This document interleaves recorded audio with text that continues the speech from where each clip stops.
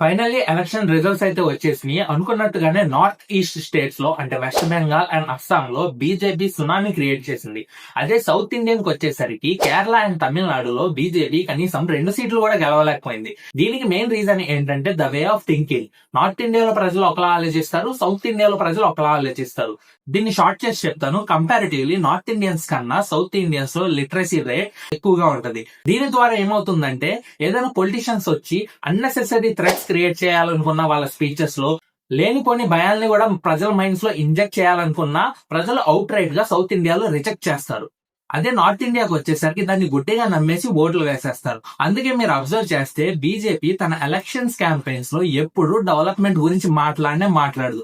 వాళ్ళు మాట్లాడేది ఒకటే, 3Bs and the fear factor. Fear factor ఏంటంటే మీరు చాలా థ్రెట్ లో ఉన్నారు, మమ్మల్ని గెలిపిస్తే తప్ప మిమ్మల్ని కాపాడుకోలేరు అని చెప్పి అలా చెప్పి ఓట్లు అడుగుతారు.